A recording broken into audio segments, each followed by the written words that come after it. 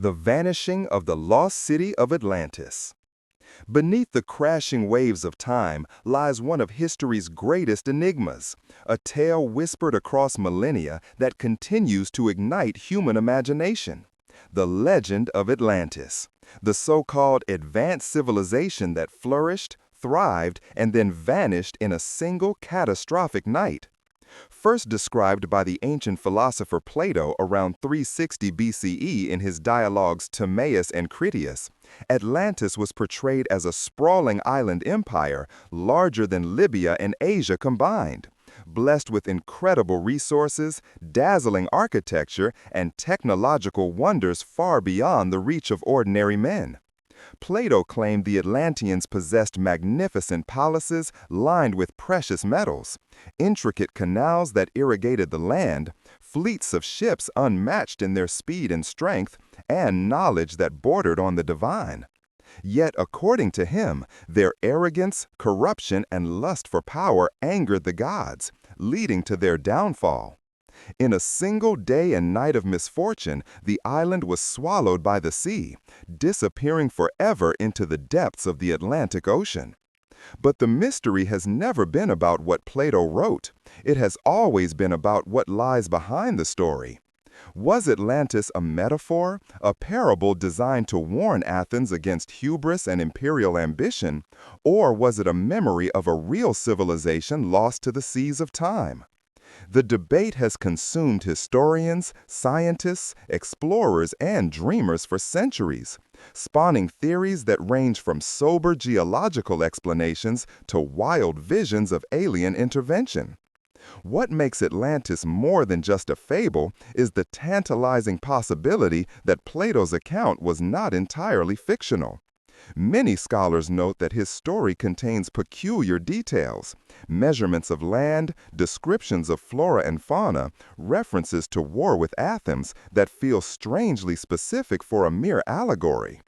Could it be that Plato was preserving fragments of an older oral tradition passed down from travelers or Egyptian priests who themselves recalled the memory of a vanished civilization?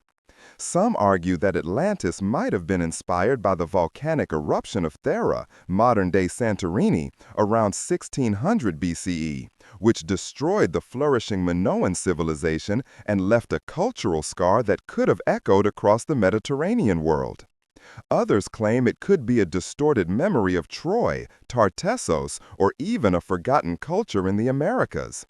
Yet with each new theory, the sands of certainty slip further away, leaving us haunted by the thought that we may never truly know. Perhaps that is why Atlantis has endured not only as a historical puzzle, but as a cultural obsession.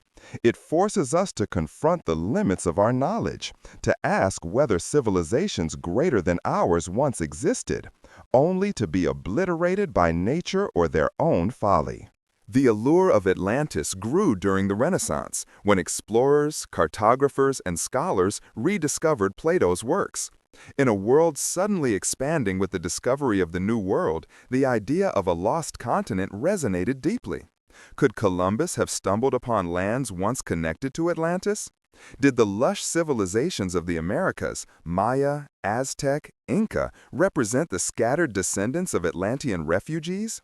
Such ideas captivated the European imagination, blending myth with the tantalizing possibility of discovery. The 19th and 20th centuries saw a flood of pseudo-historical works claiming to uncover Atlantis' secrets. Writers like Ignatius Donnelly argued that Atlantis was the cradle of all civilization, the origin point of humanity's arts, sciences, and religions, spreading knowledge to Egypt, Mesopotamia, and beyond before meeting its watery grave. Others went further still, weaving Atlantis into mystical frameworks. Helena Blavatsky's Theosophy linked it to spiritual evolution. Edgar Cayce, the so-called sleeping prophet, predicted that Atlantis would rise again in the 20th century. Each claim, though lacking hard evidence, served to deepen the myth, turning Atlantis into a mirror of humanity's hopes and fears. To some, it was a utopia of lost wisdom. To others, it was a cautionary tale of arrogance and collapse. To all, it remained maddeningly out of reach. Modern science has attempted to separate fact from fantasy, yet the mystery only grows. Oceanographers have scanned the seabeds of the Atlantic, Mediterranean, and Caribbean in search of sunken ruins, while archaeologists sift through ancient texts for hidden clues.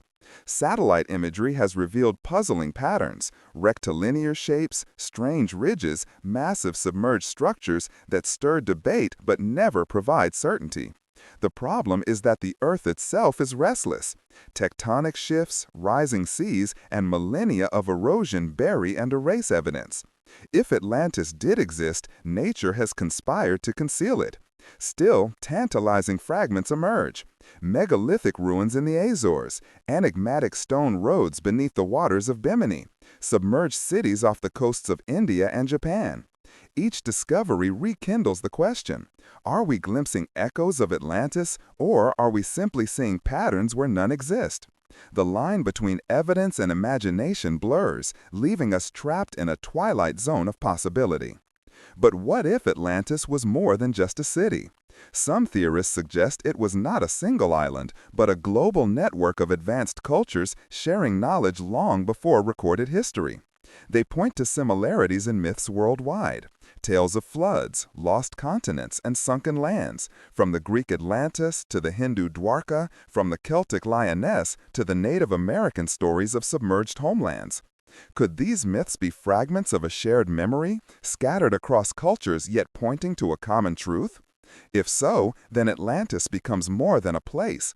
It becomes a symbol of humanity's forgotten past, a reminder that history may be far older and stranger than we dare to believe. Modern science has attempted to separate fact from fantasy, yet the mystery only grows. Oceanographers have scanned the seabeds of the Atlantic, Mediterranean, and Caribbean in search of sunken ruins, while archaeologists sift through ancient texts for hidden clues. Satellite imagery has revealed puzzling patterns, rectilinear shapes, strange ridges, massive submerged structures that stir debate but never provide certainty. The problem is that the Earth itself is restless. Tectonic shifts, rising seas, and millennia of erosion bury and erase evidence. If Atlantis did exist, nature has conspired to conceal it. Still, tantalizing fragments emerge. Megalithic ruins in the Azores, enigmatic stone roads beneath the waters of Bimini, submerged cities off the coasts of India and Japan. Each discovery rekindles the question, are we glimpsing echoes of Atlantis, or are we simply seeing patterns where none exist? The line between evidence and imagination blurs, leaving us trapped in a twilight zone of possibility. The mystery deepens when we consider the possibility of Atlantis as a metaphor for cycles of rise and fall. Civilizations ascend, grow arrogant, and collapse, leaving only ruins for future generations to ponder. Perhaps Plato's tale was not about a literal island, but about a universal truth, that no matter how advanced we become, we are always vulnerable to the whims of nature and the flaws within ourselves. Yet the human mind resists such simplicity. We long for Atlantis to be real, to lie hidden beneath the waves, waiting for discovery. For in that discovery, we imagine validation, that humanity is not alone in its genius, that we are inheritors of a lost wisdom, and that if Atlantis fell, so too could we. Even today, Atlantis continues to cast its spell, shaping literature, film, art, and popular culture. From Jules Verne's 20,000 Leagues Under the Sea to Disney's animated adventures, from sci-fi epics to conspiracy theories on the internet, Atlantis thrives as a canvas upon which we project our dreams and anxieties. It is both a paradise lost and a warning etched into myth. We search for it not because we expect to find it, but because the search itself speaks to our deepest instincts, to explore, to uncover, to remember. The vanished city, whether real or not, has already changed history by igniting countless quests, inspiring generations of explorers, and reminding us that the past is never fully closed. As we stand on the shores of the unknown, gazing out at the endless ocean, the question remains, what lies beneath? Perhaps Atlantis is waiting, buried under layers of silt and myth, its ruins silent yet enduring. Or perhaps it never was, existing only in the imagination of a philosopher who understood the power of stories to outlast empires. Either way, the mystery of Atlantis endures, shaping how we view the past and how we imagine the future. For in the end, it is not the certainty of answers, but the depth of questions that changes history. And Atlantis, with all its shadows and splendor, remains the greatest question of them all. The disappearance of the Indus Valley Civilization. Long before the pyramids of Giza rose against the Egyptian sky, before the ziggurats in Mesopotamia cast their shadows across the plains of Sumer, another civilization flourished in the fertile basin of the Indus River, stretching across what is now Pakistan and northwest India. A civilization so advanced, so organized, and yet so enigmatic that its sudden vanishing remains one of history's most haunting mysteries. Known today as the Indus Valley Civilization or Harappan Civilization after one of its great cities, it thrived between 2600 and 1900 BCE, spanning hundreds of settlements, with some estimates placing its population at over 5 million. Archaeologists who have uncovered its ruins marvel at its sophistication. Cities meticulously planned on grid layouts, streets aligned with uncanny precision, drainage systems so advanced that they would not be equaled until modern times, standardized weights and measures used for trade, and seals carved with symbols that remain undeciphered to this day. Unlike the kingdoms of Mesopotamia and Egypt, the Indus people left behind no monuments to kings, no grand temples to gods, no chronicles of conquest or empire.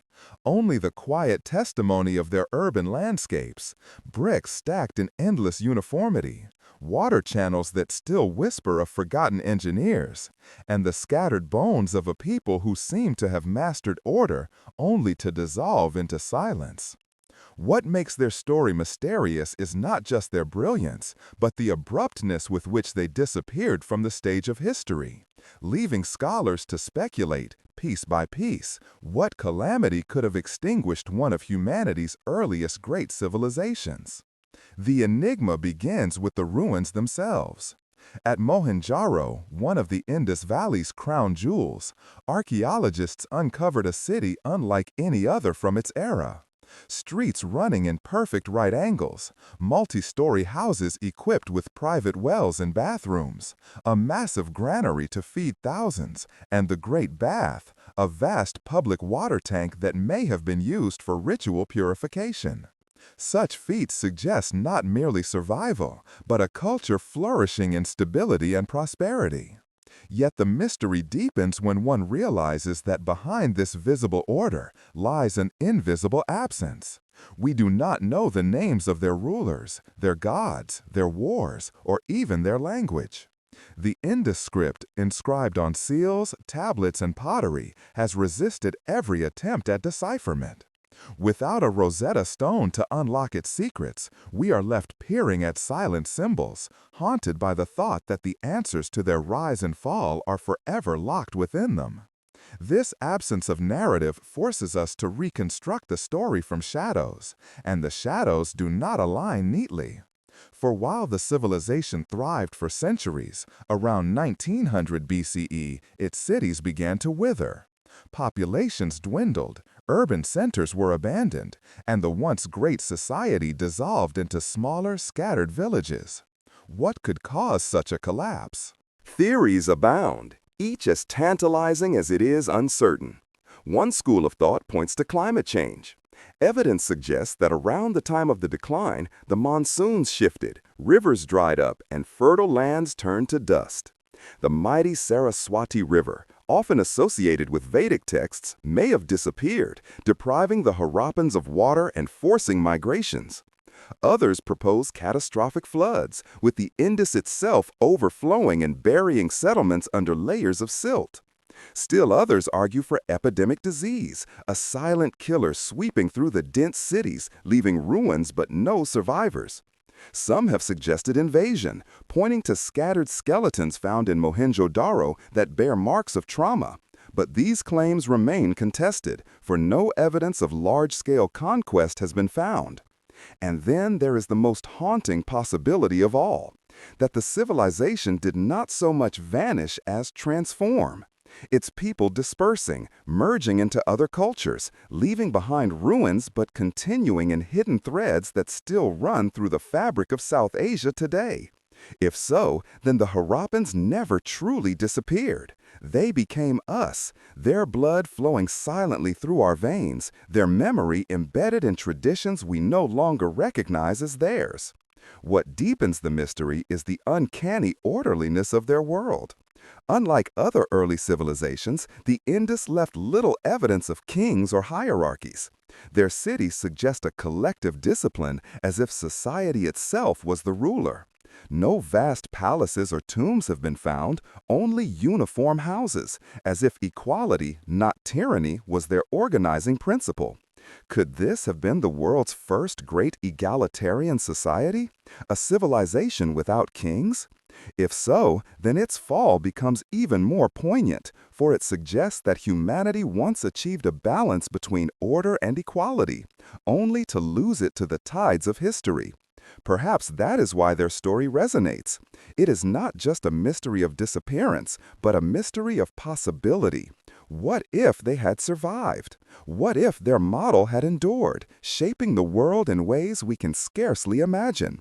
Instead, their ruins lie silent, their story untold, their voice locked away in undeciphered signs. Modern excavations continue to yield tantalizing clues, yet the puzzle only grows. The seals of the Indus, small carved stones bearing intricate animal motifs and abstract symbols, appear to be part of a writing system. But unlike cuneiform or hieroglyphics, which give us stories of kings and gods, the Indus script remains mute. Some scholars even argue that it may not be a full writing system at all, but a proto-script or symbolic code. If we could unlock its meaning, we might learn the names of their rulers, the nature of their beliefs, and perhaps the reason for their decline. Until then, we are left with silence, a civilization that speaks to us only through bricks, drains, and bones. Yet even in that silence there is power.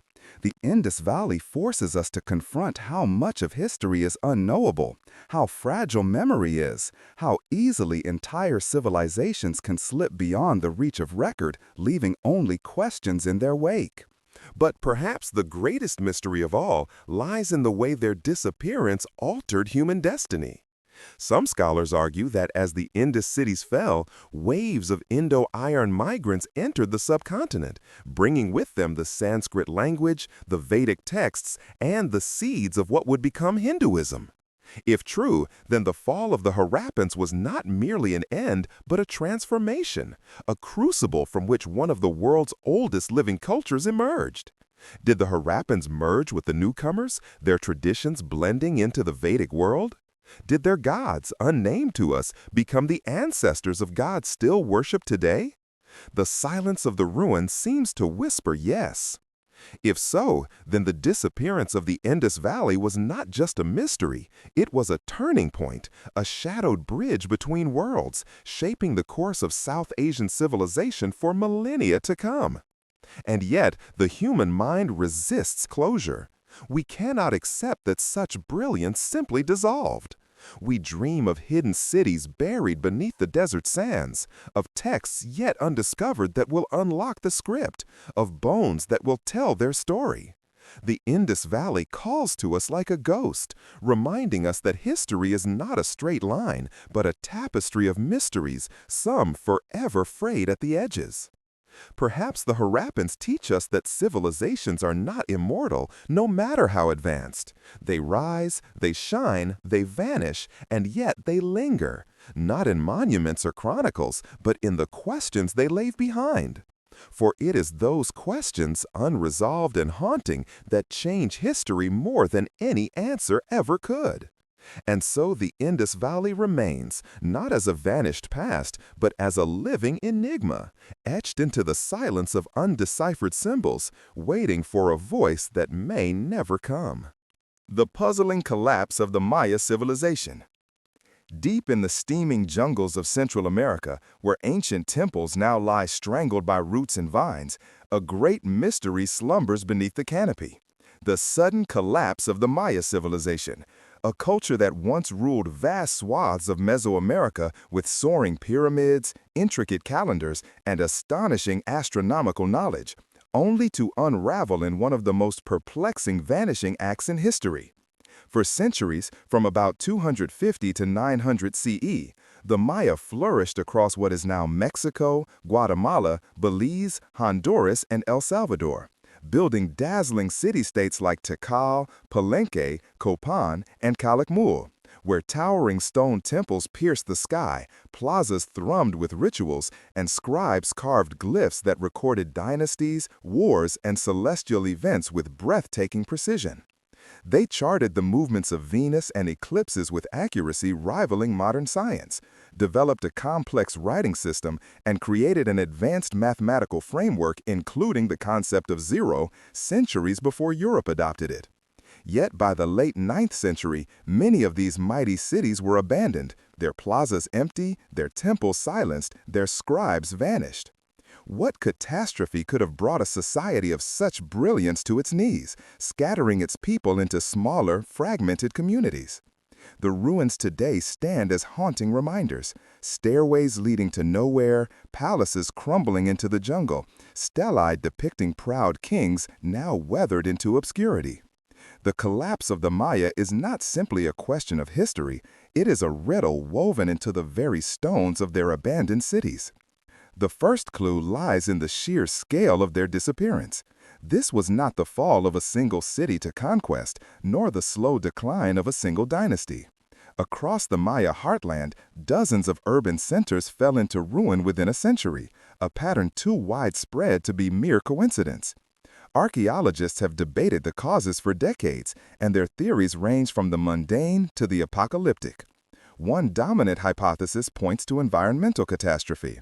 Evidence suggests that during the period of collapse, the Maya region suffered prolonged droughts, devastating agriculture in a society that depended heavily on maize. Without rain, crops failed, water reservoirs dried, and famine stalked the land.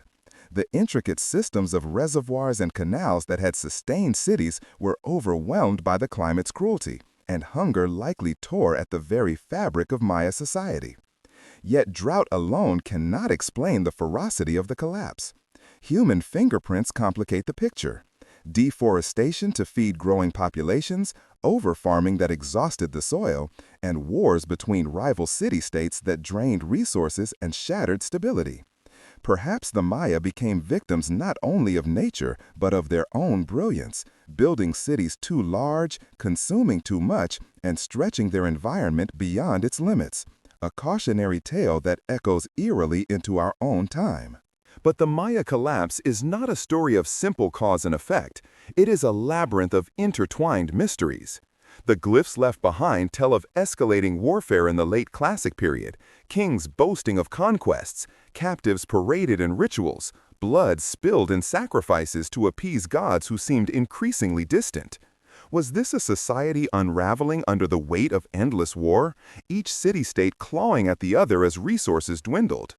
The skeletal remains unearthed at sites like Dos Pilas suggest violence, mass graves, and hurried fortifications, evidence of conflict gnawing at the heart of the Maya world.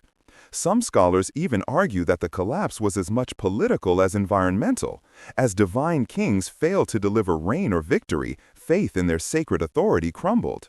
The very ideology that had bound the Maya world together may have turned to dust, leaving cities abandoned not just from necessity, but from disillusionment. In that sense, the collapse may not have been a singular event, but a slow unraveling of belief, power, and trust, culminating in the silent plazas we see today.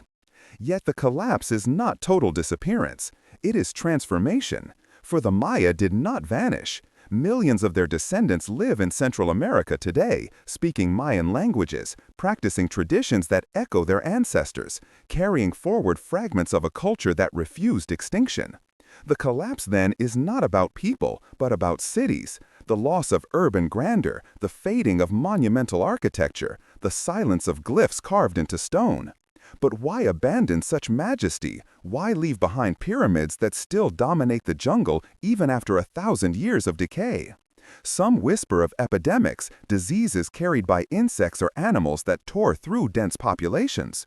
Others imagine rebellion, peasants rising against elites in a society strained by inequality.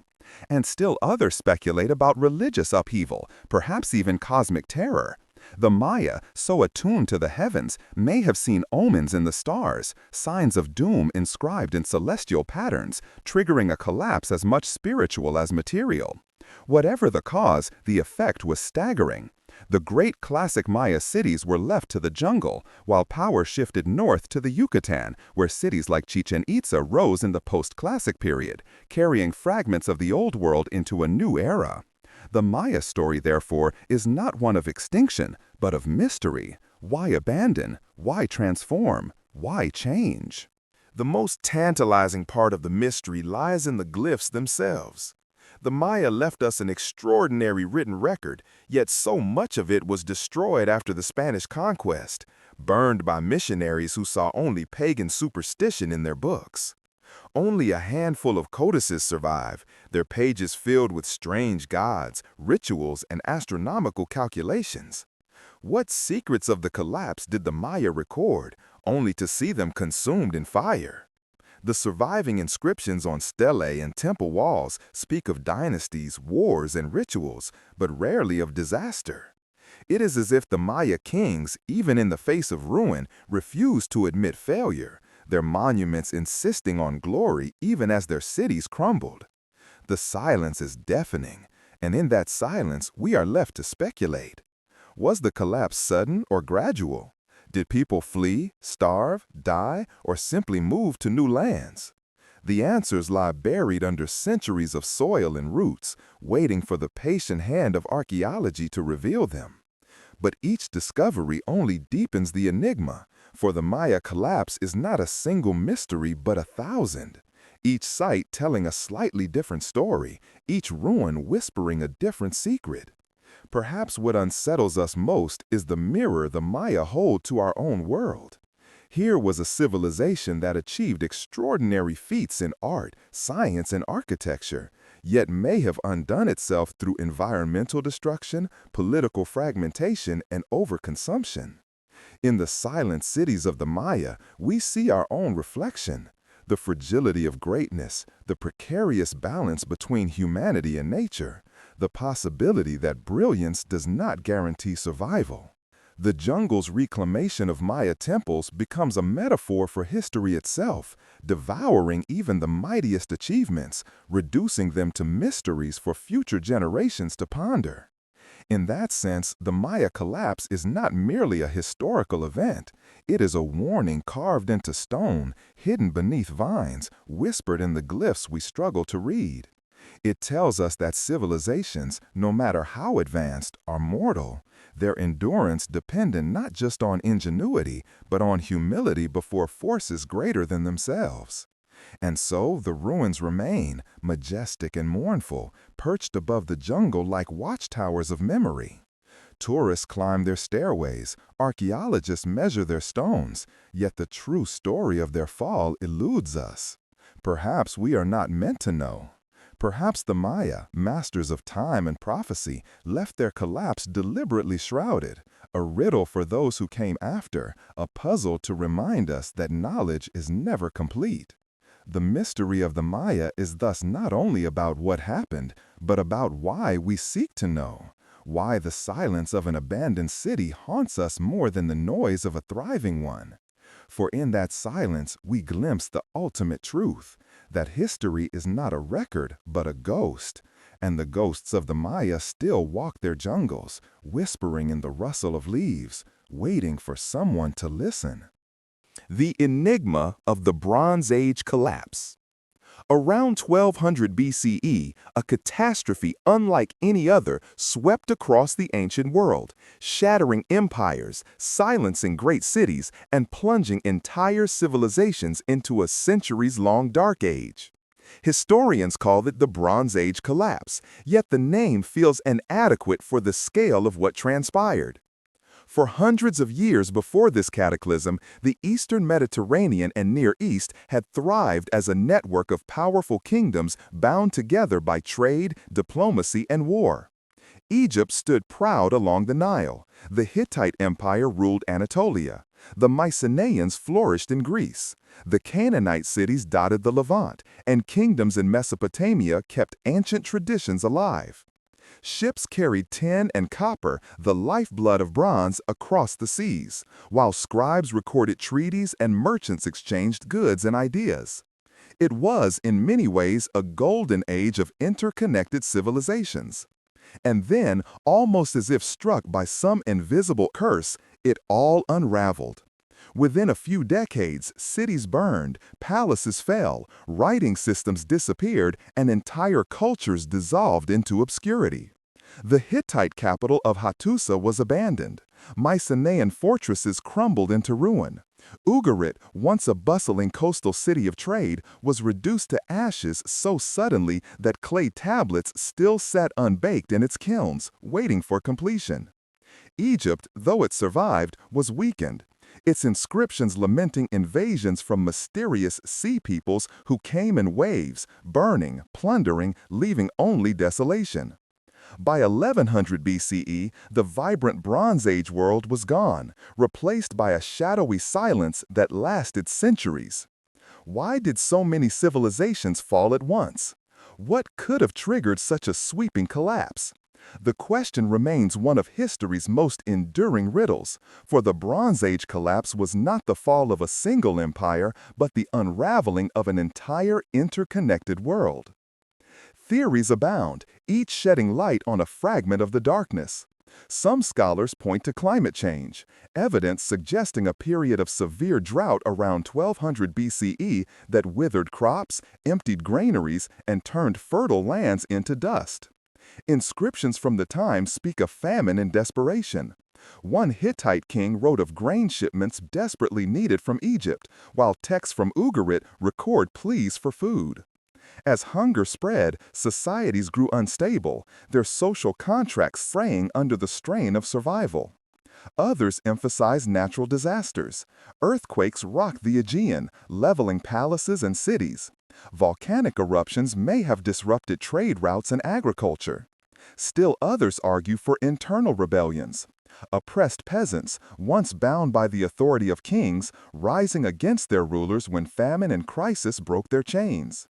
Yet, the most evocative theory is that of the Sea Peoples, enigmatic raiders who appeared suddenly on the Mediterranean horizon, sweeping through coastal cities with fire and sword. Egyptian inscriptions depict them with distinctive feathered headdresses, their ships filled with warriors, women, and children, suggesting not mere raiders but migrating peoples uprooted from unknown homelands. They struck Cyprus, Anatolia, the Levant, and even Egypt itself, leaving devastation in their wake. But who were they? Refugees fleeing famine?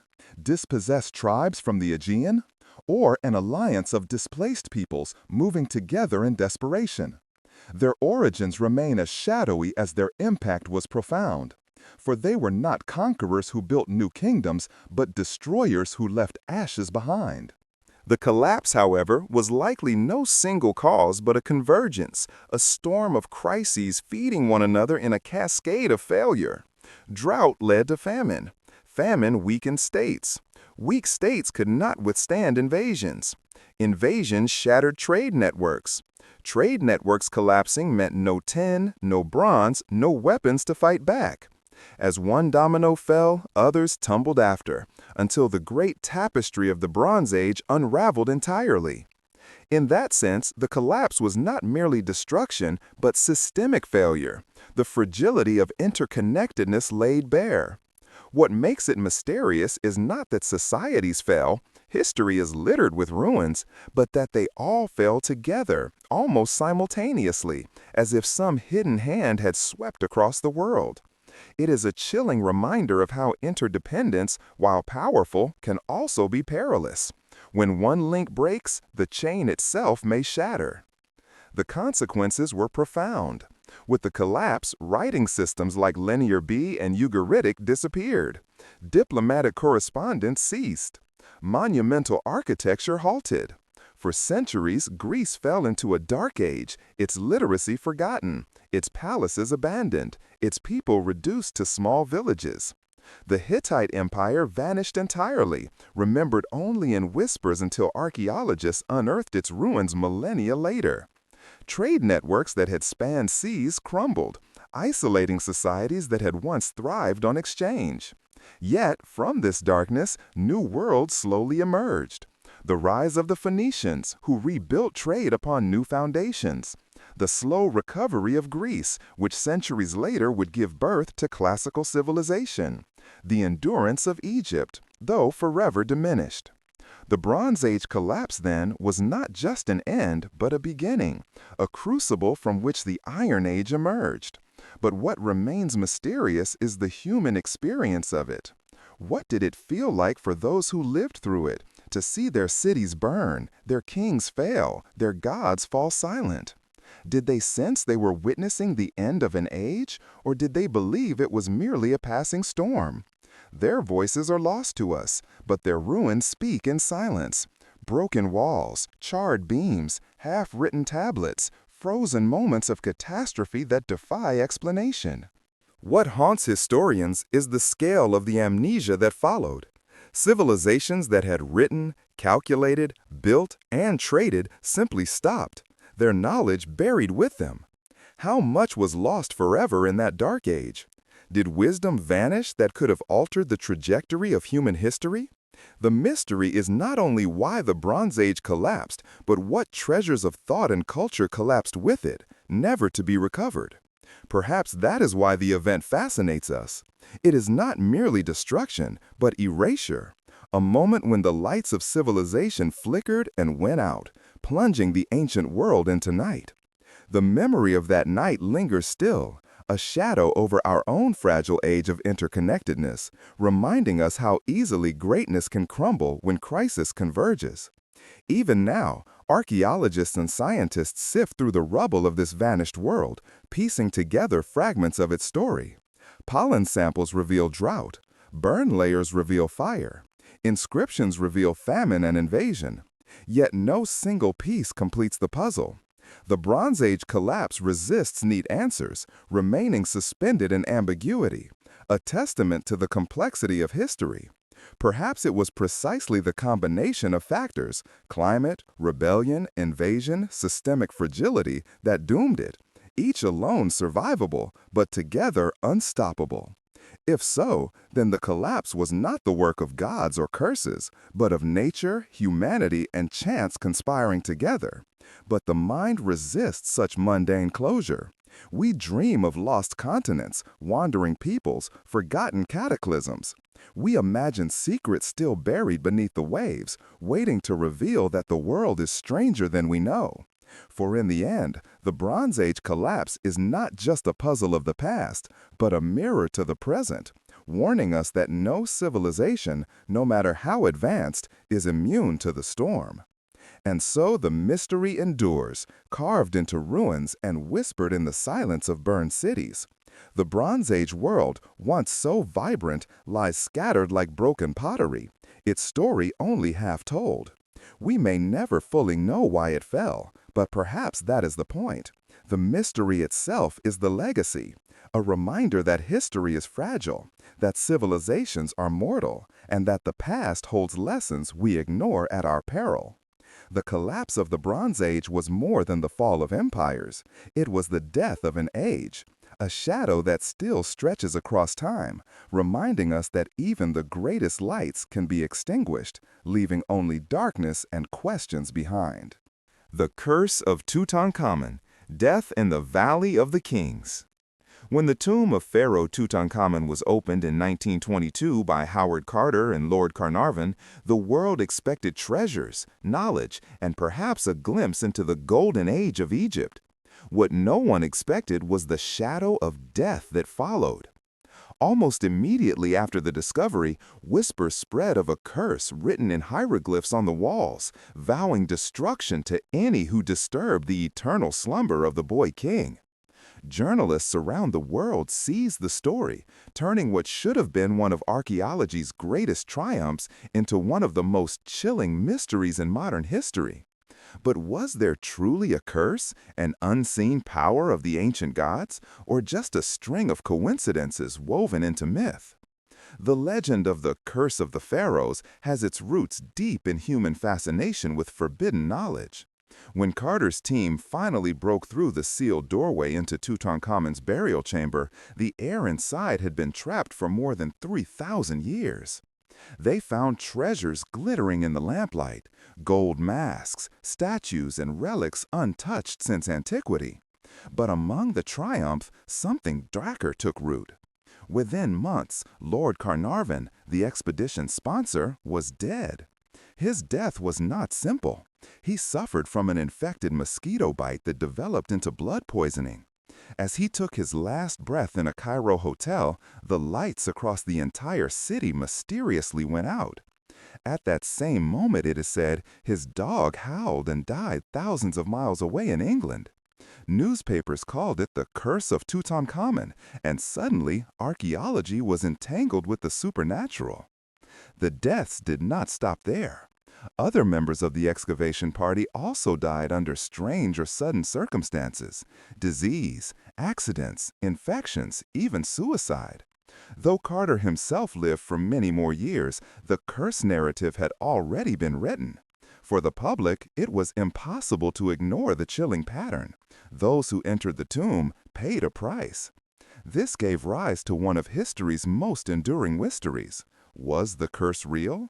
One explanation offered by scientists is that the tomb was sealed with ancient fungi or toxic spores. When the tomb was opened, these deadly substances might have been inhaled by the explorers, leading to fatal illnesses.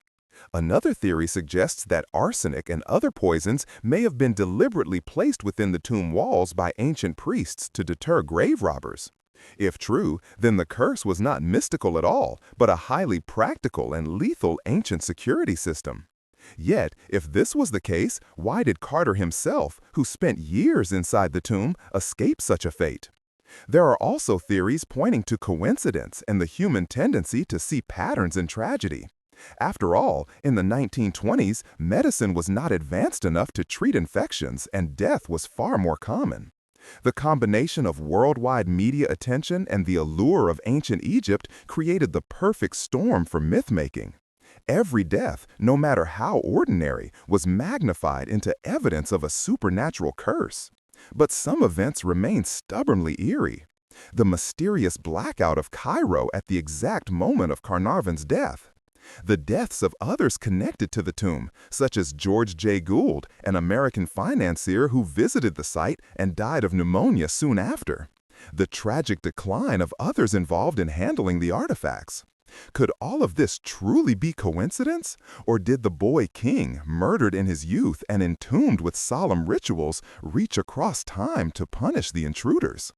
The mystery of Tutankhamun's curse endures because it sits at the crossroads of archaeology and legend, science and superstition.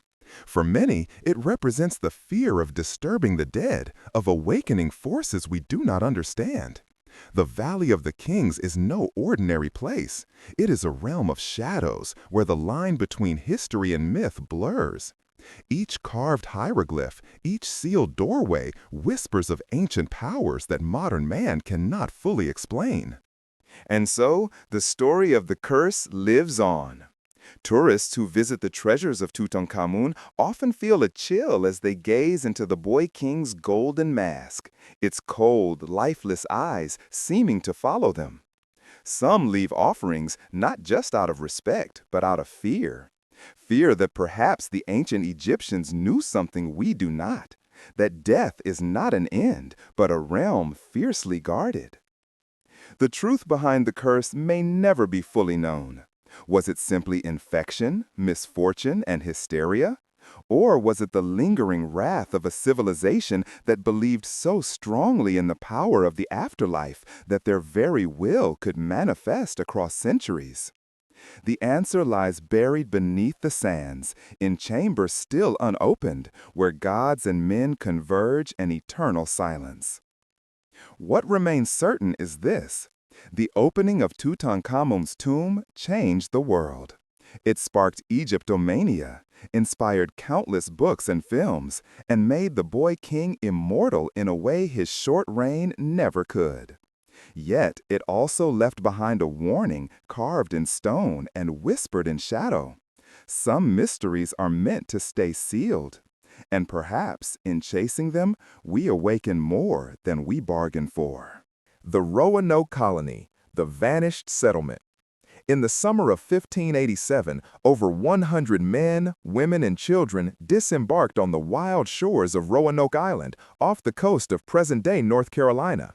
They were not soldiers, adventurers, or temporary explorers. They were families sent by Sir Walter Raleigh to establish the first permanent English settlement in the New World. They brought with them hopes of prosperity, seeds for planting, and dreams of building a future in a land filled with promise. Yet only a few years later, they were gone. Every man, woman, and child vanished without a trace. What remained was a single word carved into a tree: Croatoan. This is one of the oldest and most haunting mysteries in American history: the disappearance of the lost colony of Roanoke. No bones, no bodies, no signs of struggle, only silence stretching across centuries. What happened to these colonists? Were they slaughtered by hostile tribes, claimed by starvation and disease, or absorbed into the native populations? Or was their fate something stranger, more unsettling, something that left behind only that cryptic word as a final message? When John White, the colony's governor, sailed back to England in 1587 to request supplies, he left behind his daughter, his granddaughter Virginia Dare, and the rest of the settlers. He promised to return swiftly, but fate conspired against him. War erupted between England and Spain, delaying his voyage for 3 long years. When at last White returned to Roanoke in 1590, the settlement was deserted. The houses had been dismantled, not destroyed, suggesting the colonists had left willingly, or had been forced to move. The word Croatoan was carved into a wooden post, and the letters Crow appeared on a nearby tree. White took this as a sign that the colonists had relocated to Croatoan Island, where friendly native allies lived. But storms and bad weather prevented him from searching further. He never saw his family again. Theories about the fate of the lost colony abound. Some historians argue that the colonists assimilated with nearby Native American tribes, perhaps marrying into communities and disappearing into history. This would explain the later reports of Native people with gray eyes or English features. Others believe the colonists met a darker fate, massacred by hostile tribes or driven into the wilderness where disease and starvation claimed them. Still others suggest Spanish forces, hostile to English expansion, wiped out the colony in secret raids. But none of these theories fully explain the absence of bones, weapons, or any material evidence of such destruction. It is as if the colonists simply melted into the landscape, leaving behind no trace of their existence. Even more unsettling is the possibility that they attempted to carve a message for anyone who might find them, a single word that still baffles us. Was Croatoan a destination, a warning, or perhaps something more sinister? In later centuries, the mystery of Roanoke deepened with eerie coincidences. The word Croatoan surfaced in strange places, linked to death and disappearance. The writer Edgar Allan Poe, on his deathbed, reportedly whispered the word before slipping into unconsciousness. The famed stage magician Harry Houdini supposedly had it engraved inside a trunk he used for his illusions. Some even claimed the word appeared at other sites of unexplained vanishings, as though it carried with it a curse or an omen. Modern science has attempted to solve the riddle. Archaeologists have uncovered artifacts on Hatteras Island that suggest English colonists may indeed have lived among the Croatoan tribe. DNA testing has been proposed to trace possible descendants of the colonists, though results remain inconclusive. Yet, the lack of definitive proof keeps the mystery alive. The more we dig, the more elusive the truth becomes. The Roanoke mystery resonates because it strikes at the heart of human fears: abandonment, disappearance, erasure. To vanish without a trace is to lose not only life, but also history, identity, memory. For the English crown, the failure of Roanoke was a political embarrassment. For the descendants of those settlers, it was a wound without closure. And for us, centuries later, it is a ghost story written not in shadows, but in the silence of an empty settlement and the echo of one word carved into wood. The Lost Colony reminds us that history is not always written in stone. Sometimes it fades, slips through our fingers, leaving us only with fragments. A carved word, scattered rumors, unsettling coincidences. Perhaps the colonists found new lives among the Croatoans. Perhaps they died on some unknown trail, buried by the wilderness. Or perhaps they fell victim to something beyond comprehension, a fate that erased them from time itself. When the wind moves through the trees of Roanoke Island today, some say it carries whispers, echoes of voices calling out, fading into the marshes. The land remembers, even if history does not. And so the Lost Colony remains, not just a footnote in history, but a mystery that changed it.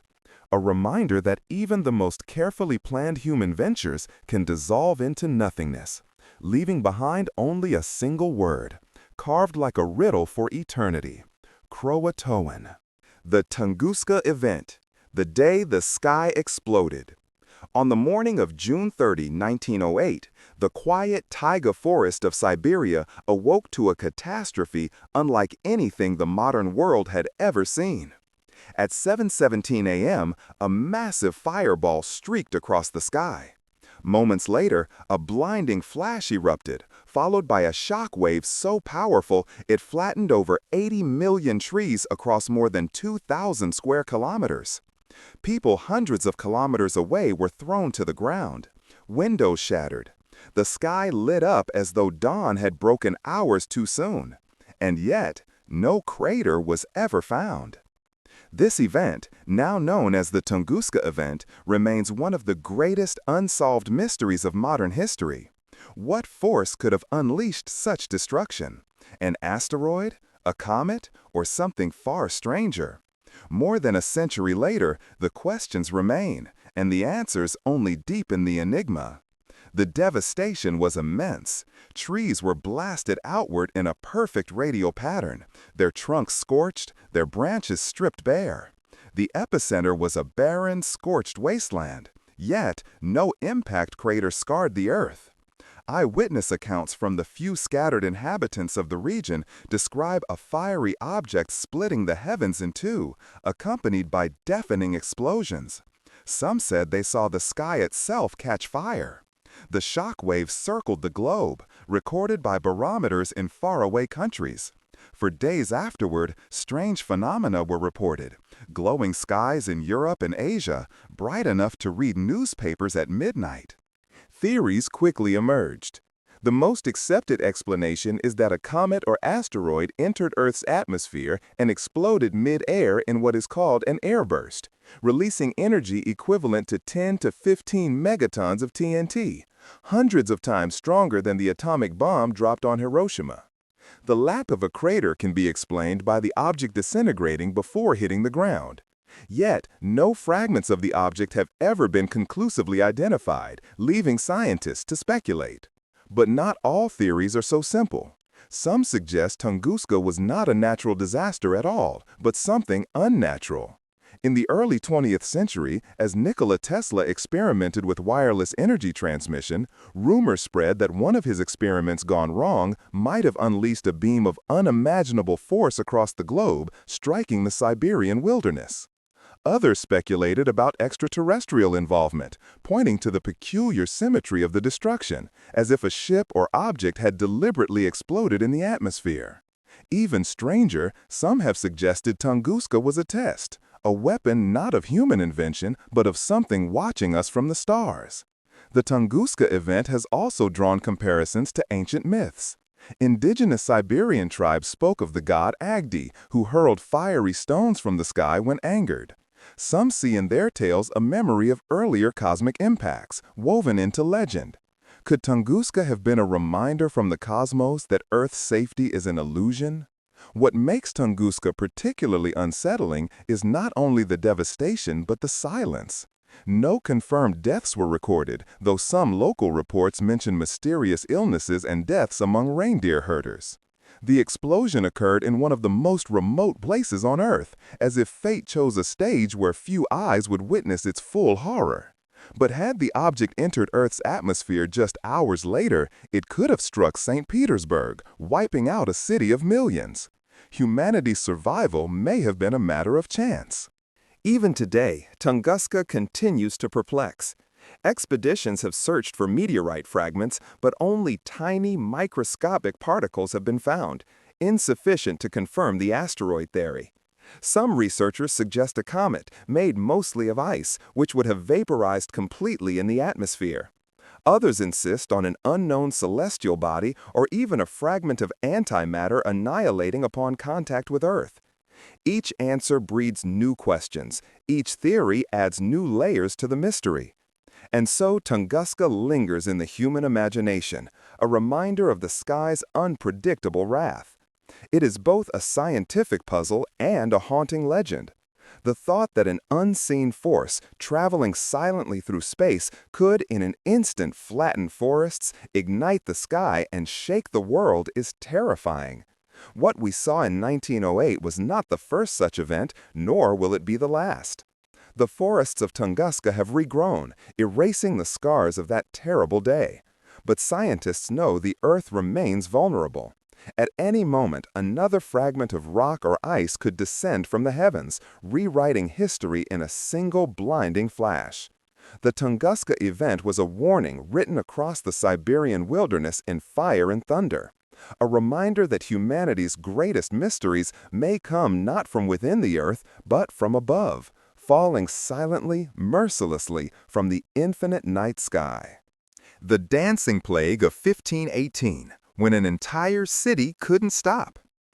On a sweltering July morning in 1518, the people of Strasbourg, then part of the Holy Roman Empire, awoke to a sight that defied reason. A woman, Frau Trophea, stepped into the street and began to dance. There was no music, no festival, no cause for celebration, yet she danced with wild abandon, her feet pounding against the cobblestones. Hours passed, and still she danced. By nightfall, she collapsed in exhaustion, only to rise the next day and dance again. Within a week, dozens had joined her. By the end of the month, more than 400 men, women, and even children were writhing, spinning, and convulsing in the streets, unable to stop. Some collapsed from exhaustion, others broke bones, and some danced themselves to death. This bizarre episode, now known as the Dancing Plague of 1518, remains one of the strangest mysteries in human history. No war, no king, no invention, not even a natural disaster has left behind such a chilling question. What could compel hundreds of people to dance to their doom? Chroniclers of the time recorded the horror. The dancers could not control themselves. Their faces twisted in agony as their bodies moved against their will. Some begged for help, but their feet would not obey. City leaders, believing the phenomenon to be a curse or divine punishment, sought solutions. Physicians dismissed supernatural causes and claimed it was a natural disease of hot blood. Their prescribed cure? More dancing. Musicians were hired, a stage was built, and the afflicted were encouraged to continue until the madness passed. Instead, the frenzy grew worse. The air filled with the sounds of drums, fiddles, and the anguished cries of those who danced until they collapsed, dead from heart attack, stroke, or sheer exhaustion. The mystery of the dancing plague has haunted historians, scientists, and psychologists for centuries. Was it mass hysteria, what we now call mass psychogenic illness, triggered by fear, stress, and superstition? Strasbourg in 1518 was a city weighed down by famine, disease, and spiritual despair. The people lived under the constant shadow of death, believing the wrath of saints or demons could strike at any moment. Perhaps their suffering erupted in the only form they knew, a convulsive, uncontrollable release of energy, spreading like fire through a desperate population. Others have proposed physical causes. Some suggest the dancers consumed bread contaminated with ergot fungus, which produces hallucinogenic compounds similar to LSD. Under its influence, victims might have experienced vivid hallucinations and uncontrollable convulsions. Yet ergot poisoning typically causes spasms and death, not coordinated dancing, and it does not explain why the epidemic lasted for weeks. There are also whispers of religious ecstasy gone horribly wrong. In medieval Europe, groups of pilgrims known as flagellants whipped themselves into frenzies as acts of penance.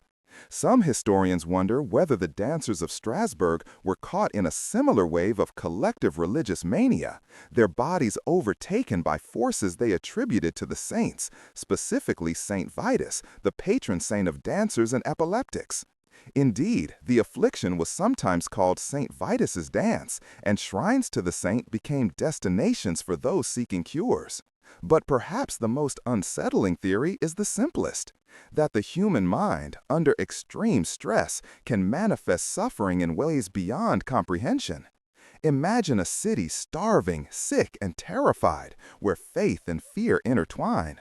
One woman begins to dance, her grief and despair erupting through her body. Others, seeing her, feel the same compulsion. Soon, hundreds are trapped in a nightmare of their own making, unable to stop, unable to rest, their minds convinced their bodies must move until death provides release. The dancing plague ended as mysteriously as it began. After weeks of chaos, the dancers were loaded onto wagons and taken to a shrine dedicated to Saint Vitus.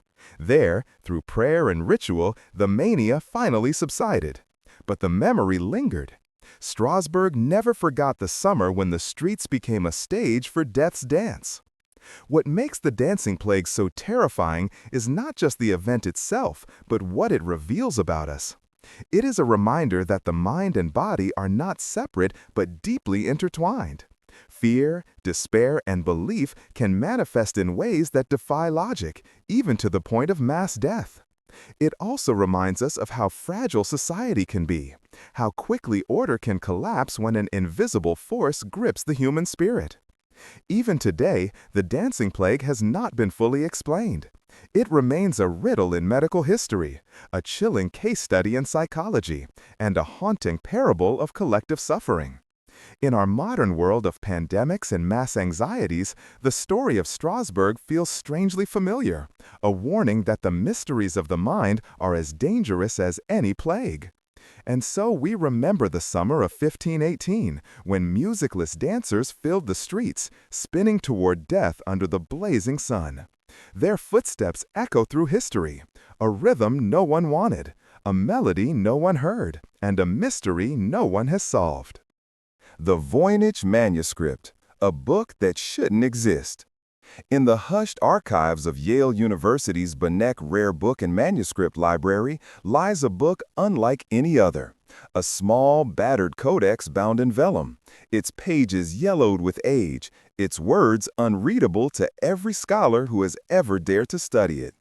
It is called the Voynich Manuscript, and it has baffled the greatest cryptographers, linguists, and historians for more than 600 years. The manuscript, believed to have been created in the early 15th century, is written in an unknown script.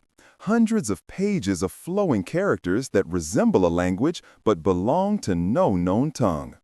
Alongside the text are strange illustrations, plants that do not exist in nature, women bathing in green pools of liquid, zodiac-like charts filled with unfamiliar stars, and mysterious tubes connecting bodies, flowers, and celestial objects. It is a book that should not exist, a puzzle bound in leather, a riddle that has outlived empires. Its discovery in 1912 by a Polish bookseller named Wilfrid Voynich brought it into the modern world, but its origins stretch further back. Some believe it once belonged to Emperor Rudolph II of the Holy Roman Empire, who was fascinated by alchemy and the occult. He reportedly paid a fortune for it, convinced it was the work of Roger Bacon, the medieval English monk and proto-scientist.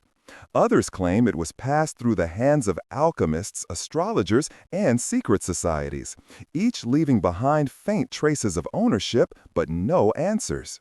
The mystery of the Voynich manuscript lies in its language. Every attempt to decipher it has failed.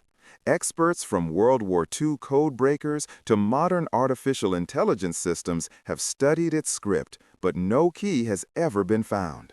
The text has the statistical patterns of real language, repetition, structure, rhythm, but no one can read it.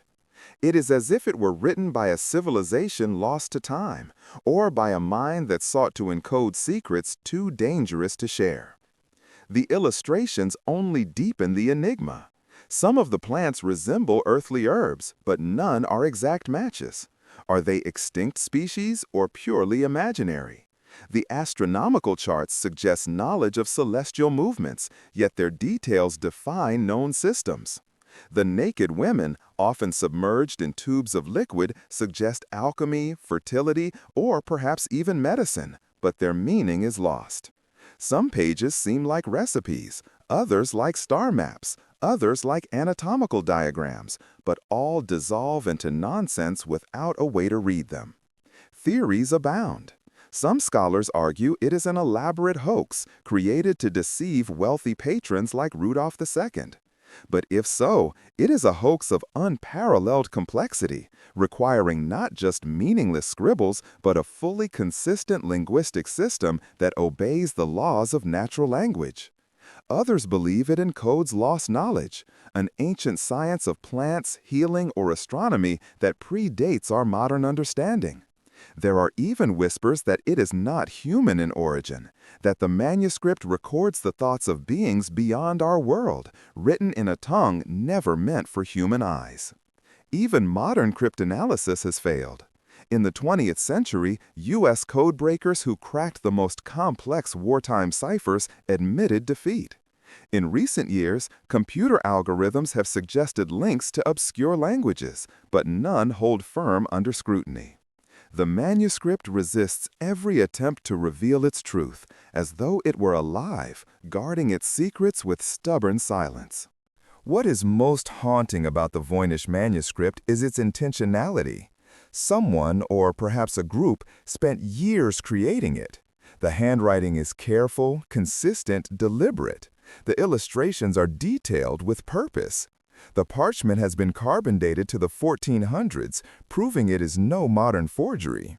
Someone, 6 centuries ago, believed deeply enough in whatever knowledge it contained to preserve it in painstaking detail. But why, and for whom? The Voynich manuscript is not just a mystery of language, it is a mirror reflecting our own hunger for meaning. We cannot bear the thought that knowledge might exist beyond our grasp, that there are truths we are not meant to know. Each failed attempt to crack it fuels our obsession. Each page dares us to admit that not all human creations can be understood. Perhaps the greatest mystery is not the text itself, but the possibility that it was never meant to be understood by us. That the Voynich manuscript was written for another world, another time, another mind. And we, centuries later, are trespassers, trying to force open a door never meant for us. Today, visitors can gaze upon its pages online. The image is freely available to anyone curious enough to try their hand at solving it. Some see beauty in its strange flowers, others madness in its endless symbols. Yet all who look feel the same chill, the sense of staring into a secret that has survived the fall of kingdoms, the rise of nations, and the relentless march of time. The Voynich manuscript endures, its silence louder than any revelation. It is a book that should not exist, and yet it does. Proof that history is not only written by the victors, but also by the enigmas that refuse to be conquered. The Lost City of Atlantis, a civilization out of time. Across the endless blue of the Atlantic, beneath waves that conceal more secrets than land has ever revealed, lies one of history's most enduring enigmas, Atlantis. Was it a real place, a thriving civilization swallowed by the sea, or a story crafted to teach a moral lesson? For thousands of years, philosophers, explorers, and dreamers have debated its fate. Yet the question remains, did Atlantis ever truly exist? The first mention of Atlantis comes from the Greek philosopher Plato, writing around 360 BCE. In his dialogues Timaeus and Critias, Plato describes a mighty island empire beyond the Pillars of Hercules, the Strait of Gibraltar, larger than Libya and Asia combined. Atlantis, he wrote, was a utopia of wealth and power, blessed with fertile lands, advanced engineering, and divine lineage. But arrogance corrupted them, and the gods punished their hubris. In a single day and night of misfortune, the island sank into the sea. To Plato, Atlantis may have been an allegory, a warning against the dangers of pride and unchecked ambition. But his description is so detailed, so precise in its geography and culture, that many cannot accept it as pure fiction. If Atlantis was merely symbolic, why describe its harbors, canals, temples, and palaces with the care of a historian? Why mention its armies, its fleets, its attempts to conquer Athens? Why anchor its fall to a specific catastrophe? Since Plato's time, Atlantis has haunted human imagination. Theories abound, each more tantalizing than the last. Some point to the volcanic destruction of Thera, Santorini, around 1600 BCE, where an advanced Minoan civilization collapsed after one of the largest eruptions in human history. Others suggest Atlantis was Crete, home of the labyrinth and the legend of the Minotaur. Still others trace it to the coasts of Spain, the Caribbean, or even Antarctica, where some believe an ice-covered continent hides ancient ruins. The mystery deepens with strange discoveries. Off the coast of Bimini in the Bahamas, divers in the 1960s found what appeared to be massive stone blocks forming roads and walls. Some declared it proof of Atlantis, while geologists argued it was natural limestone formations. Off the coast of Cuba, sonar scans revealed massive underwater structures resembling pyramids, but political barriers have left them uninvestigated.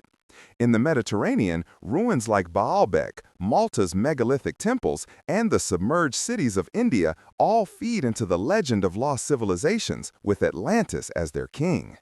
Atlantis is not just about ruins, it is about knowledge.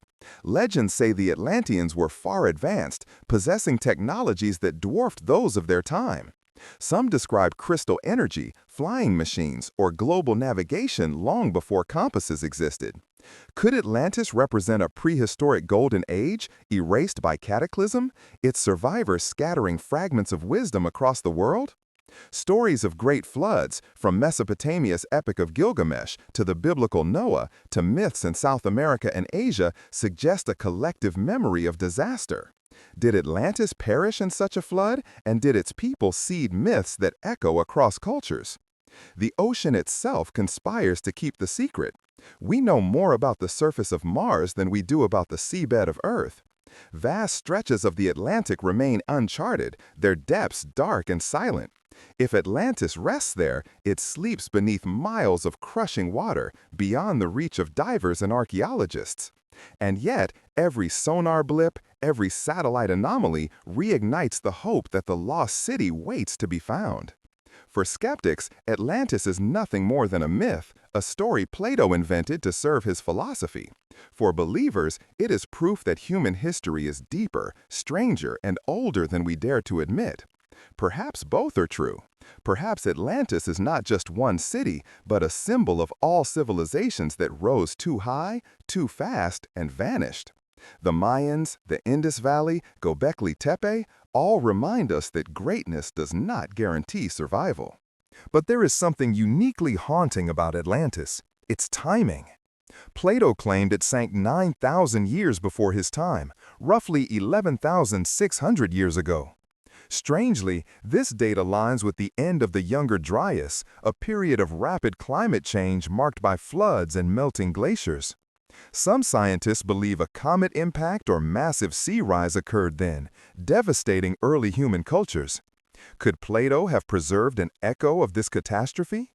Could Atlantis be not just a myth, but a memory, handed down through oral tradition across millennia until it reached his pen? What makes Atlantis irresistible is the hope buried within it. If such a civilization truly existed, then humanity has risen before, achieved wonders before, and fallen before. It means our story is not a straight line from caves to skyscrapers, but a cycle of creation and loss. And if Atlantis failed once, it could fall again. Standing on the shore, watching waves crash endlessly against the rocks, one cannot help but feel the pull of the unknown. Somewhere beneath those waters may lie the stones of temples, the bones of kings, the echoes of a world that dared to defy the gods. The ocean whispers its secrets, but never speaks them. Atlantis remains what it has always been, a riddle, a warning, and a dream. A city out of time, too perfect to be real, too persistent to be dismissed. Whether myth or memory, it continues to haunt us, not just because we long to find it, but because, deep down, we fear we already have, in every civilization that believed itself immortal, until the sea reclaimed it. The Voynich Manuscript, a book that should not exist.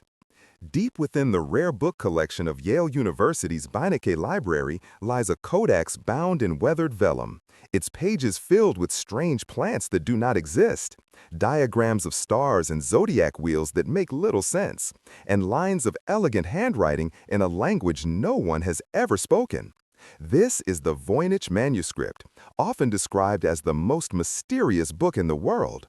For over 6 centuries, scholars, cryptographers, and codebreakers have tried to unlock its secrets. None have succeeded. The manuscript is named after Wilfrid Voynich, a Polish book dealer who purchased it in 1912. But its origins stretch far deeper into history. Radiocarbon dating places the vellum in the early 15th century, around the 1400s, though some argue it could have been copied from older sources. From the moment Voynich revealed it, the book baffled everyone who saw it. Its script is unlike any known writing system. The characters loop and flow with elegant consistency, as though part of a natural language. Words repeat in patterns, obeying rules, yet they belong to no family of alphabets. Cryptographers call it Voynichese, a script that seems real, yet resists translation. Some believe it is an elaborate cipher, others a constructed language, or even meaningless gibberish. But if it were nonsense, why maintain such rigor across more than 200 pages? The illustrations only deepen the enigma. The first section depicts bizarre plants, their roots, leaves, and flowers unlike anything in nature. Some resemble hybrids of known species, others are entirely alien. The second section shows circular diagrams, star maps, and zodiac symbols, often surrounded by naked female figures immersed in flowing green pools, tubes, and contraptions. One page depicts a series of interconnected baths, as if charting the anatomy of water itself. Another features fold-out pages filled with astronomical wheels, gears, and networks of lines. Every page whispers intention, yet denies understanding.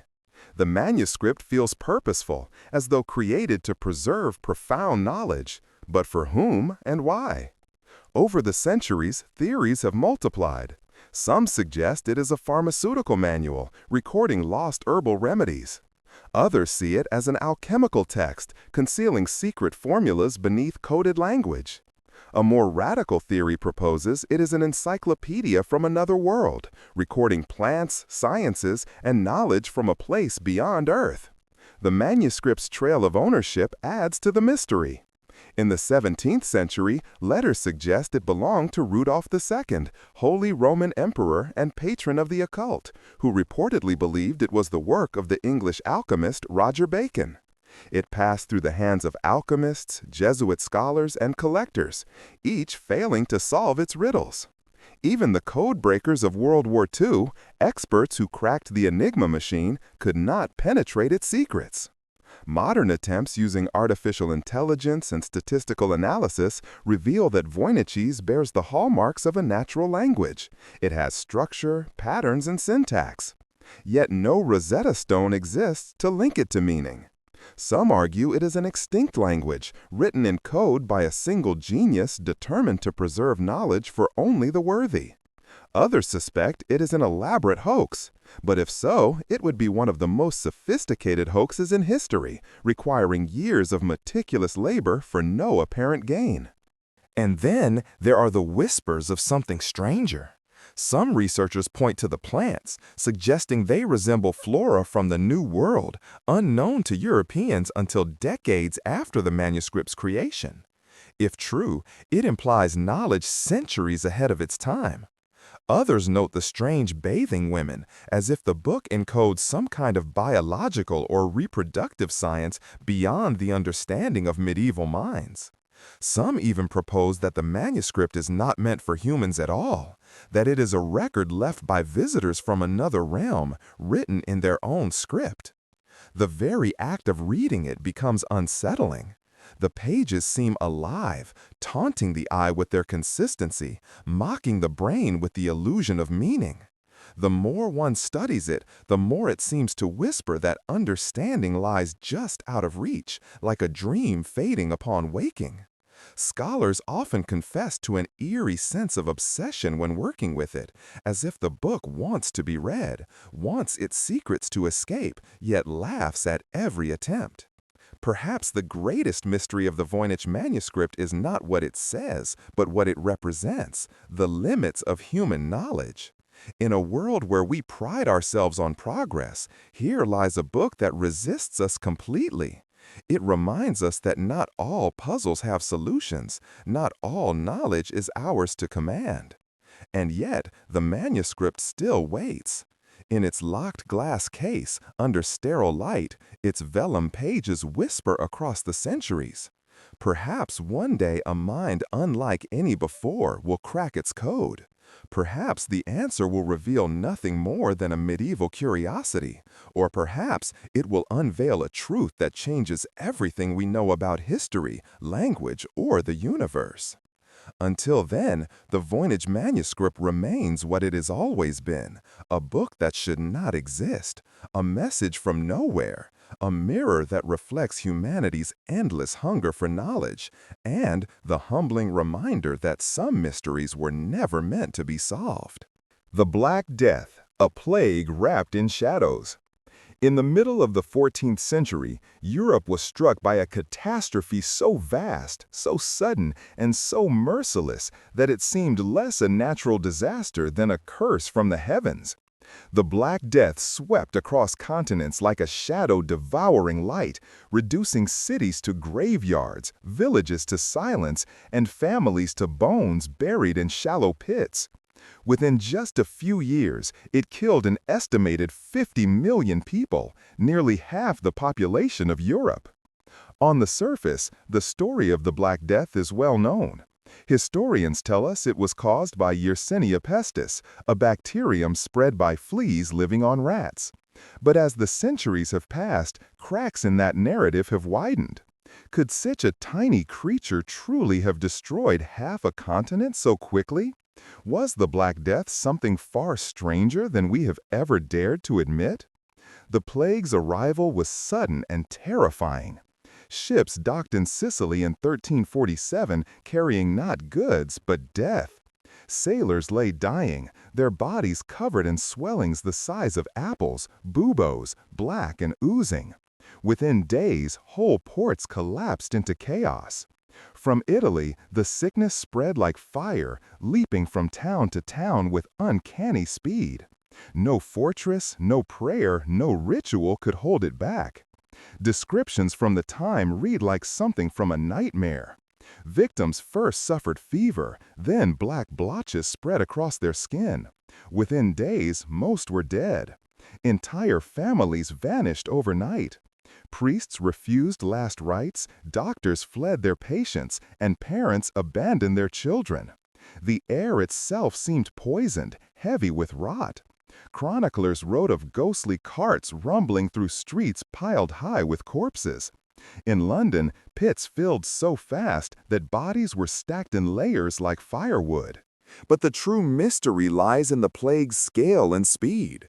The traditional rat and flea theory struggles to explain how it spread so fast across vast regions. In some places, entire villages fell in days, faster than rats could have traveled. Modern research suggests the plague may also have been airborne, carried on the breath of the infected, or perhaps spread through other unknown means. Even stranger is the question of origin. Officially, the plague began in Central Asia, traveling along trade routes to Europe. Yet whispers of the disease appear earlier, in remote places, as though it emerged simultaneously in different regions. Some historians have wondered whether the Black Death was not one plague, but multiple overlapping pandemics. Others take the mystery further. Medieval people believed the plague was punishment from God, the end of days written in Scripture. They told of strange signs in the sky, comets, red mists, showers of fire.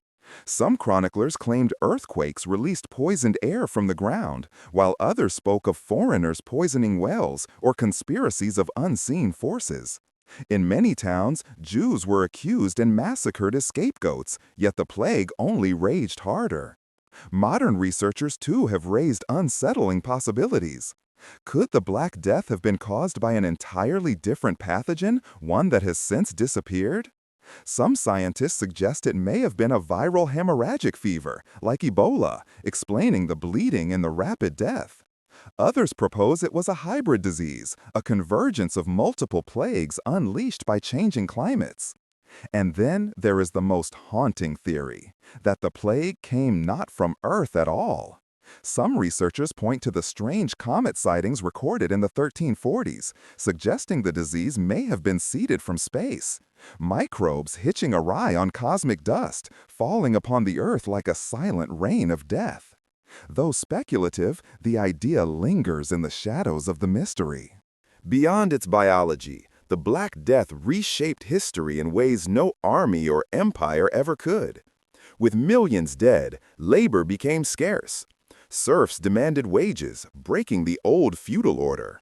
Land lay abandoned, forests regrew, and societies fractured. The church, unable to protect its flock, lost authority, and seeds of doubt were planted that would later blossom into the Reformation. Art grew darker, obsessed with death, birthing the macabre visions of the Danse Macabre, skeletons leading kings and peasants alike into the grave. Yet despite its devastation, the plague vanished as mysteriously as it appeared. After waves in the 14th and 15th centuries, its power receded. Why? Did it mutate into a milder form? Did humans slowly adapt? Or was it always something transient, a force from beyond that came only to remind us of our fragility? Even today, the Black Death refuses to release its secrets. DNA studies confirm the presence of Yersinia pestis in some victims' bones, but the symptoms recorded in medieval texts do not always match modern plague outbreaks. Something does not add up. Perhaps the true Black Death was more than just a bacterium. It was a mystery that blurred the line between science, myth, and fear. What lingers most is the silence it left behind. Empty villages swallowed by forests, mass graves without names, generations erased as though they had never lived. For those who survived, the world itself must have felt like a haunted place, forever marked by an invisible enemy. The Black Death is not just a story of disease, it is a story of the unknown. A reminder that no matter how advanced our science becomes, there are forces we cannot predict, cannot control, and cannot explain. It is a warning written in bones and shadows. Humanity is fragile, history is vulnerable, and sometimes the greatest mysteries are the ones that kill without mercy. And somewhere in the quiet earth, the plague still sleeps, waiting. The Dancing Plague of 1518, when the world lost control. In the sweltering summer of 1518, the city of Strasbourg, then part of the Holy Roman Empire, witnessed a phenomenon so strange, so terrifying, and so incomprehensible that it defies explanation to this day. It began quietly, with a single woman named Frau Trophia stepping into the street and moving to an invisible rhythm. She twirled, spun, and stomped for hours. Passers-by laughed at first, then grew uneasy when she did not stop. For days she danced without rest, her feet bloodied, her body shaking, her eyes vacant. And then others joined her. Within a week, dozens of townspeople were dancing uncontrollably. By August, the number had swelled to 400 people, all moving as if possessed. Some collapsed from exhaustion, some broke bones, some, according to chronicles, danced themselves to death. This is remembered as the Dancing Plague of 1518, one of history's most bizarre and chilling events. Unlike wars, plagues, or disasters, this was no external catastrophe. It was something that erupted from within the human body and mind. And despite centuries of research, no one truly knows why it happened. The descriptions from Strasbourg are unnerving. Chroniclers wrote of people unable to resist the compulsion, flailing and stomping in the streets, drenched in sweat, their faces twisted in anguish. The rhythmless throngs clogged bridges, marketplaces, and churches. Musicians were even hired to accompany the dancers, in the desperate hope that indulging the mania would somehow burn it out. Instead, the music only seemed to fuel it. Why did it happen?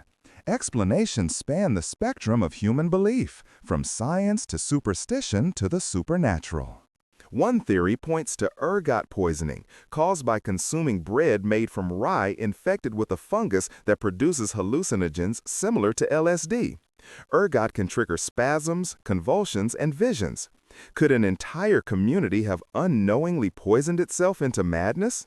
Skeptics counter that ergot also causes extreme pain and gangrene, making prolonged dancing unlikely. Another explanation is mass psychogenic illness, a kind of collective hysteria born from stress, trauma, and fear. Strasbourg in 1518 was no stranger to suffering. The city was gripped by famine, disease, and spiritual dread.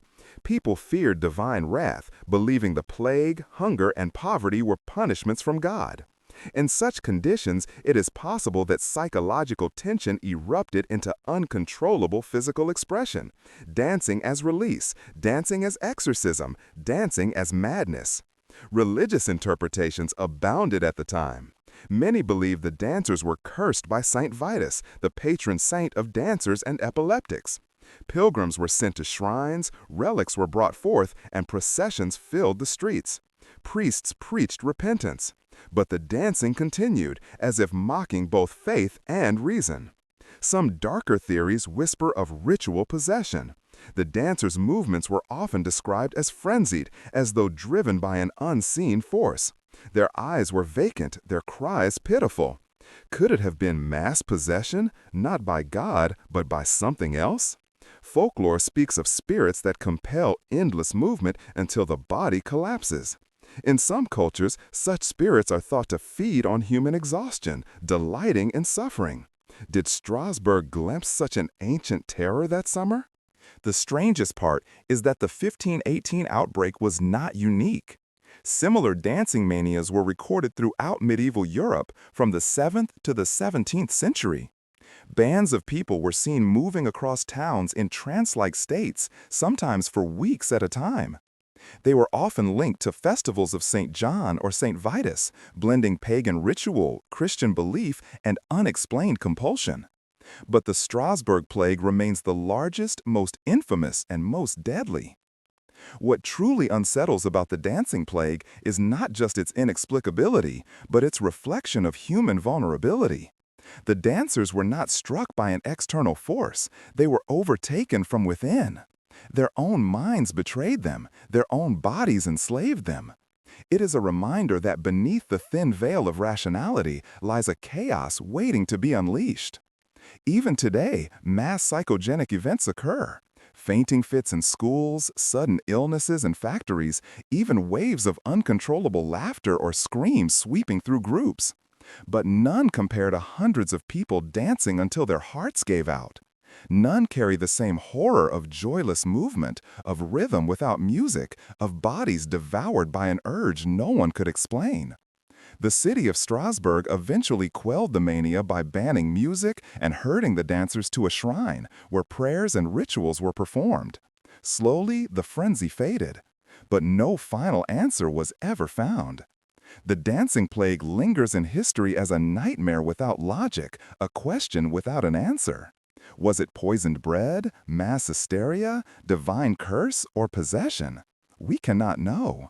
What we do know is that in the heat of 1518, a city watched helplessly as hundreds of its people danced not for joy, not for celebration, but for death. And in that, perhaps, lies its most haunting truth. The human mind, under pressure, can conjure horrors far stranger than any plague. And sometimes the enemy we fear most is the one already living inside us. The Mary Celeste, ghost ship of the Atlantic. On December 5, 1872, the British brigantine Dei Gratia spotted another vessel drifting silently in the mid-Atlantic. At first glance, she seemed sturdy and seaworthy, her sails partly set, her course unsteady but not disastrous. Yet as the Dei Gratia drew closer, it became clear something was terribly wrong. The ship was the Mary Celeste, and when her crew boarded her, they found a mystery that would haunt maritime history forever. The Mary Celeste was deserted. No captain, no crew, no passengers, just silence. The ship was not wrecked, not burned, not bloodstained. The cargo of 1,700 barrels of alcohol was intact, the crew's belongings undisturbed, food stores plentiful.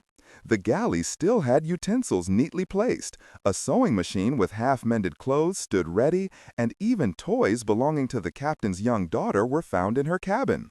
But the lifeboat was missing. It seemed as though the crew had left suddenly and deliberately. But why? The sea has always been a theater for strange tales, but the Mary Celeste is unique. She was not destroyed by storm or fire. She had not been attacked by pirates. The ship's logbook recorded routine entries up until 10 days before her discovery, noting calm seas and nothing unusual. Her last logged coordinates placed her near the Azores, far from danger. And yet, somewhere between that log entry and her discovery, the crew of 10 vanished. Theories began immediately. Some suggested a pirate attack, but nothing was stolen. Others thought of mutiny, but there was no sign of struggle or violence. Could it have been an accident with the cargo? The barrels contained industrial alcohol, highly volatile. Perhaps fumes leaked, filling the ship with an invisible, choking miasma. Terrified of explosion, the crew might have abandoned ship in haste, only to perish at sea when the lifeboat was lost. Yet why would experienced sailors leave a seaworthy vessel for the uncertainty of open water? More sinister explanations emerged. Some whispered of sea monsters dragging men into the depths. Others of supernatural forces, curses, or even alien abduction. The sea has always stirred imaginations, and the Mary Celeste, drifting like a phantom across the Atlantic, seemed a perfect vessel for such fears. One of the strangest clues was the ship's condition itself. The sails were partly unfurled but torn, suggesting neglect rather than panic. The bilge contained some water, but not enough to endanger her. The pump was dismantled, but not in a way that suggested chaos. It seemed as though the crew had been in the middle of routine tasks before vanishing. Time itself felt interrupted, frozen in a moment that never concluded. Captain Benjamin Briggs, his wife, and their 2-year-old daughter were aboard, along with 7 crewmen. All were described as disciplined, sober, and reliable. Briggs himself was a devout man, unlikely to abandon his ship without dire cause. To this day, not a trace of them has been found. The mystery deepened with odd discoveries. 9 barrels of alcohol were later found empty, but with no signs of leakage. Could the fumes theory be right after all? If the crew had tested the cargo and witnessed vapors or explosions, they may have abandoned ship temporarily, tying the lifeboat to the Mary Celeste. A sudden squall could have snapped the rope, leaving them stranded while their ship sailed on without them. If true, the Mary Celeste was less a ghost ship than a cruel accident, a twist of fate. Yet no evidence confirms this fully. The legend grew after newspapers sensationalized the story, turning it into a Gothic maritime tale. Writers from Arthur Conan Doyle to modern historians have kept it alive, embellishing details and deepening its aura of dread. But beneath the exaggerations, the core fact remains: 10 souls vanished without trace, leaving behind a ship both empty and untouched. The Mary Celeste remains unsettling because it embodies one of humanity's oldest fears: the sea as devourer, silent and merciless. It is not a wreck to be mourned, but a question without answer, floating in the liminal space between life and death, presence and absence. A ship that arrived, but whose people never did. What makes it truly chilling is its ordinariness. No storm, no cannon fire, no wreckage, just a working ship abandoned in perfect condition. It is as if reality itself cracked open for a moment, swallowing its crew into an invisible abyss. Today, the Mary Celeste lies at the bottom of the sea, deliberately sunk decades later after her mysterious voyage. But her legend sails on, a reminder that even in the age of steam and science, the ocean guards its secrets. The world demands explanations, yet sometimes the answer never comes. The Mary Celeste drifts forever in our imagination, an empty deck, a missing crew, and the question that has no harbor: where did they go?